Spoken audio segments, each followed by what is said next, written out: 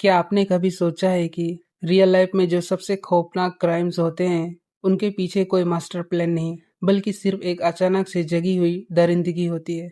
Hello दोस्तों, आज हम बात कर रहे हैं अमेजन प्राइम वीडियो में हाल ही में आया क्राइम थ्रिलर सीरीज राख के बारे में। डायरेक्टेड बाय प्रोसीत रॉय, वही डायरेक्टर जिन्होंने हमें पताल लोक जैसा मास्टरपीस दिया था। राख सिर्फ एक रैंडम क्रिमिनल पुलिस चेस की कहानी नहीं है। ये शो इंसानी फितरत के उस अंधेरे कोने को खोदता है जहां पूरी तरह से राख के सिवा कुछ नहीं बचता। तो क्या ये सीरीज तुम्हें देखना चाहिए या नहीं? तो चलो इस पर बात करते हैं। लेकिन अगर आप इस चैनल पर नए हो तो प्लीज चैनल को सब्सक्राइब करो। सबसे पहले बात करते हैं प्लॉट की। कहानी सेट है लेट 1970s के दिल्ली में। एक ऐसा रात जब बहुत तेज बारिश हो रहा था। दो भाई बहन सुमन और साहिल अरोरा अचानक गायब हो जाते हैं। सो यहाँ से दो अलग अलग टाइमलाइंस और पर्सपेक्टिव्स में डिवाइड हो जाता है। एक तरफ है सब इंस्पेक्टर जयप्रकाश, एक रूकी कोप जो इस केस को सुलझाने के लिए पूरे सिस्टम से और ब्यूरोक्रेटिक प्रेशर से लड़ रहा है, और दूसरी तरफ हमें पहले ही एपिसोड से पता चल जाता है कि किलर्स कौन है, बब्बू और राजू। सो हमें दिखाता है कि उन्होंने ये क्यों किया और कैसे उनकी एक अचानक की गई गलती पूरे देश को हिलाकर रख देता है। ये पूरा प्लॉट इंस्पायर्ड है इंडिया के एक रियल लाइफ केसेस से, द 1978 रंगाबिल्ला केस। और इस केस पर मैंने रिसर्च तो नहीं करा, बस गूगल ने जो बताया वो बता रहा हूँ। अब बात करते हैं इसके कोर थीम और एनालिसिस की। अगर आप इसको एक नॉर्मल मिर्जापुर या पत्तल लोक जैसा फास्ट फेस थ्रिलर समझ रहे हो तो यहाँ आप गलत हो। प्रोसित रॉय ने इस शो को एक स्लो बर्न नया ड्रामा की तरह दिखाया है। राग का सिनेमेटिक स्ट्रक्चर बहुत गहरा है। यहाँ दिल्ली को एक शहर नहीं बल्कि एक अलग कैरेक्टर की तरह दिखाया गया है, जो ठंडा है, बेरहम है और जहाँ रात के अंधेरे में हर कोना डरावना लगता है।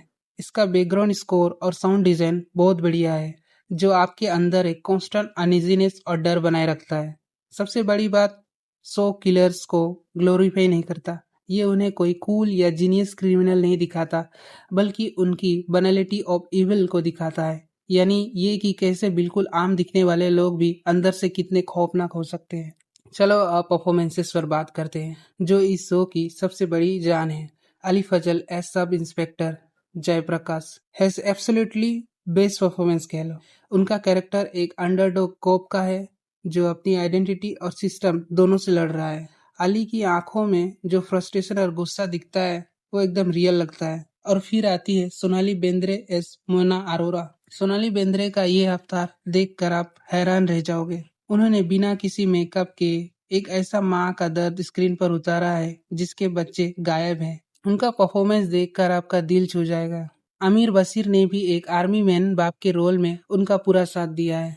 फिर आकाश मखीजा और रमनदीप यादव, जिन्होंने बाबू आराज्यो का रोल प्ले किया है। इन दोनों एक्टर्स ने स्क्रीन पर जो अनहिंज्ड, अनसेटलिंग परफॉर्मेंस दी है, उन्हें देखकर आपको सच में नफरत हो जाएगा इनसे।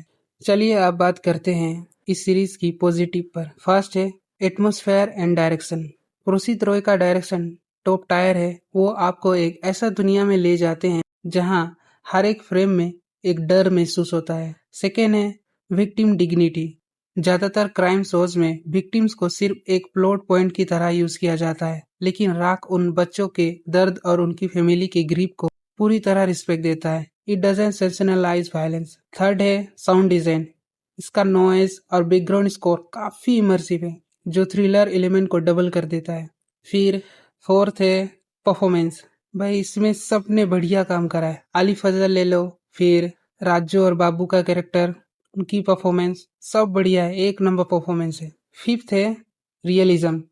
जैसे अली फजल का कैरेक्टर ले लो, वो सब इंस्पेक्टर नया है तो उसे नहीं पता कि कैसे ढूंढते हैं, कैसे करते हैं, तो नया है वो इन चीजों में, तो उसे दिखाया भी वैसा ही गया है। वो ऐसा नहीं कि भाई सब कुछ पहले ही पता कर दे रहा है, या जीनियस की तरह नहीं, एक नॉर्मल पर्सन की तरह दिखाया गया है, जो कि अच्छा है। चलिए आप बात करते हैं नेगेटिव पर।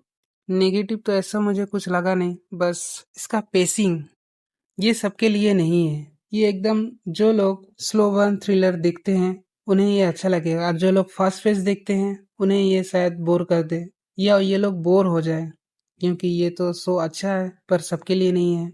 बस इतना ही नेगेटिव है, और बाकी तो शो एक नंबर है भाई।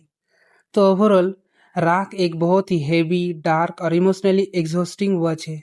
ये कोई ऐसा सीरीज नहीं है जिसे आप पॉपकॉर्न खाते हुए, दोस्तों के साथ चिल करते हुए बिंज वॉच करो। ये आपसे आपका पेशेंस और अटेंशन मांगता है। और अगर मैं मेरा बात करूँ तो मुझे तो ये शो बढ़िया लगा भाई, बहुत अच्छा शो है, आपको देखना चाहिए। और ये शो देखकर मुझे जब ये शो खत्म हुआ तो मुझे अंदर से एक खालीपन सा लग रहा था, पता नहीं क्यों। मैं तो कहूँगा आप जरूर देखो। तो क्या आपने राख देखा? और आपने देखा हो तो आपको ये कैसी लगी? कमेंट सेक्शन में मुझे ज़रूर बताना। और अगर आपको मेरा ये रिव्यू पसंद आया हो तो वीडियो को लाइक करो, चैनल को सब्सक्राइब करो। मैं मिलता हूँ आपसे नेक्स्ट वीडियो में, तब तक के लिए बाय।